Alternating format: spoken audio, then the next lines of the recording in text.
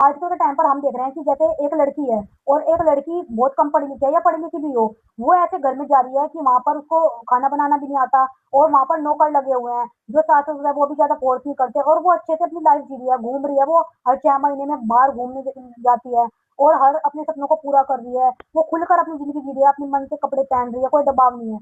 और एक दो दूसरी लड़की है वो पढ़ी लिखी है, वो एजुकेटेड है, वो वकील डॉक्टर इंजीनियर एक्ट्रेस हर चीज कर रही है और वो अच्छे खासे घर से भी आ रही है, उसके घर में पैसा भी है, जमीन जायदाद भी थी और उस लड़की के नाम भी है, सब कुछ है उसके पास। और जहाँ पर वो जा रही है ससुराल में, मतलब जा रही है,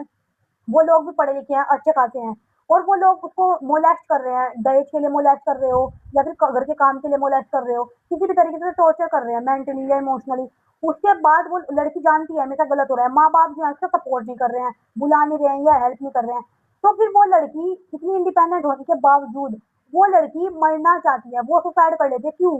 मतलब वो लड़की सुसाइड करने से पहले उसके माइंड में ये चीज क्यों नहीं आती कि उसने इतनी मेहनत की है अपने सपनों को पूरा करने के लिए, वो यहाँ तक पहुंची सिर्फ पागल लोगों के लिए या जिन्होंने दहेज मांगा उनके लिए या उन माँ बाप के लिए जो सेल्फिश है, जो उसको लेकर नहीं गए, उसकी हेल्प नहीं करी, मोटिवेट नहीं किया, सपोर्ट नहीं किया, उन सास ससुर के बारे में जो उसे टॉर्चर कर रहे हैं, वो दहेज ले रहे हैं, उनके बारे में, उनकी वजह से उसने सुसाइड कर लेती है वो लड़की। क्यों? वो लड़की सुसाइड क्यों करती है? वो ये क्यों नहीं सोचती जिस मेहनत से उसने सपनों को पूरा किया उस मेहनत से वो आगे भी बढ़ सकती है। वो छलांग लगा देती है, वो सुसाइड कर लेती है, उसके मन में एक बार भी नहीं आता कि मतलब